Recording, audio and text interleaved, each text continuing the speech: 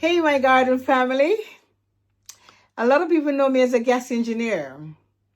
There's some know me as a gardener, a passion for gardening. But some people think, what can she plant? I didn't know you were a gardener. You know anything about gardening. But I want you to check me out this year, because this year I'm pushing the boat out. So today I am transplanting some corns. As you can see, look at the bottom of the you see that? That's the bottom of the corn thing. So what I have to do is I got myself a little thing with water here. I put it in this container because I don't want it to turn over and make spillage. Because as you know, my house is turning into a garden. That's where I am. So I'm gonna put some of the corn in the water, and it make it easier to separate them because the roots are all intact. Right. This is what happens when you leave the corn in its container for too long. The root starts to protrude through the bottom of the container, but it's all good. It's still, if you look at the corns are still healthy, but all you just need to do is just squeeze it a little like that, and just take your fingers, don't careful, just take your fingers and pull, and look how easy. Look, it looks harder from the way how it is. It looks really hard, but no, it's easy. You see how easy it is? Just squeeze it and squeeze that. Let me put up to the camera. Squeeze. Look how root bound that is. So this is why I have to get them out today. And you just use your fingers, slightly hold them, and let me make sure. Slightly hold and pull, and there we go. We have another one. Look how root bound that is. Isn't it? So I will have to just put them in water and detangle them. But I'm planting them out today, so hopefully I'll be able to get some nice corns. Get planting. I am planting a lot of things this year in containers, and I'm using fabric containers. Yeah, so I have these containers. I got them from Amazon. See, these are the 10 gallons. So I'll be doing two types. One in the 5 gallon and one in the 10 gallon. I want to see how they, how they make out throughout their growth. But these fabric containers. I like the colors. I've used them before, so I know that they're good. They have these are like for the potatoes as well, so you can use them to plant potatoes and open the side to look in. But we're not going to open the sides when we plant the corns in them. But so once you put the cardboard in at the bottom, it kind of helps make the thing secure. And then I add gravel, and the gravel stones, whatever you call it, will help for drainage. So just put that in there. And then the soil I use is emerald gold. The bag is upside down, but I guess you can understand. So it's emerald gold all-purpose compost. And if you look at it and look at the texture, you see the texture of it and the color of it. It's got peat in there, so it helps with the keep the moisture locked in the plant. It keeps the moisture pretty much locked. So emerald gold is what I use, and also use Durstans. Right, I'm back now, so we're ready. So what I've done, I use a cup to make some holes in there, some indentation in there. So this is how I'm doing it, because corn needs to be planted in blocks. Yes, guys? You know what I mean by blocks? So it's like a square.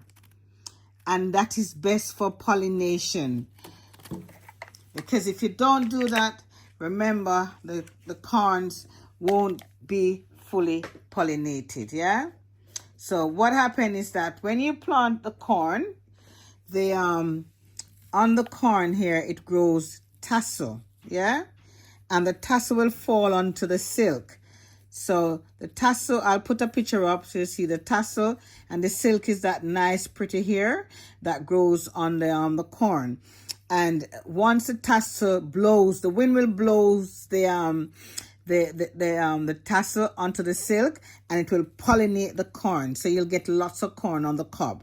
So you need to plant more than one corn together, and even if you plant them in containers, plant them together is even better. And another thing, corn loves water. Yeah, they love water. So let's get cracking now. So let me remove the cobs from the bag, and then you can see the holes that I have made in there. And I'm going to put the corns directly in there. And the ones I'm going to put 2 in a hole. I think that will be all right. So 2 in a hole is okay. So I put 2 in there. I've got another 2 that I have separated. So just kind of tease them apart like that. There we go. Put 2 in that hole. And I think I have one that's already been done. So here's another 2. Put 2 there. And I'll get one that has 2. This one has 3. Should we just leave the 3 together? Take a gamble. Why not? Because sometimes what happen, some of them might not, so you run one might not grow or something. So it's okay. Let's put 3 there. So that's 3 in there. And all I'm doing, as I said, what I did, I actually filled the bag with some blood fish and bone. So it's got it's nice feeding, because the corn loves a lot of food, guys, feeding and water. So let's bury that together. And I'm going to do another one, and then when they finish, I'll show you. So once you've planted the corn, so the tassel will, see what I talk about there, the tassel, it's gonna bounce off each other, and basically that's what you want. All right, let me get the container. Where did I put it? And I'm just gonna add a little bit of water, so it is not a shock to the system, and it's room temperature water. So there goes, that's in a 5-gallon container. So I'm going to use this is a 10-gallon, because remember, corn roots go really deep. When I say corn roots go deep, you don't understand. So this now, the good thing about these bags is that you can move them around. Look, move them around. They have 2 handles on the side. The only reason why I've turned this one down, so as when it grows a bit taller, I can always put some more earth in there. But that looks good as it is. So you have the 2 handles here to bring them around. Yeah, there we go. And then, as I said, these one has handles as well, but one is a 5-gallon and one is a 10-gallon. So we're gonna add probably more into this one. Probably more than 4 in this one, probably 6 or 8, and not so much, because it might just topple over. But it's got security at the bottom, right? It's got security at the bottom there. Okay, so let's carry on, and then I'll show you the end result. I did the same process to make my holes in the fabric container. These bags, these are fabric containers that I'm using. This is a 10-gallon. So I've made if you notice, that's a deep holes, because this one is really taller. So we'll make it really deeper, and we're going to add our corns in there. So this is my way of doing things, So yes, so you can tell that there's so much to go. You have the cabbages. You got this, these are the Savoy cabbage. There's a purple cabbage.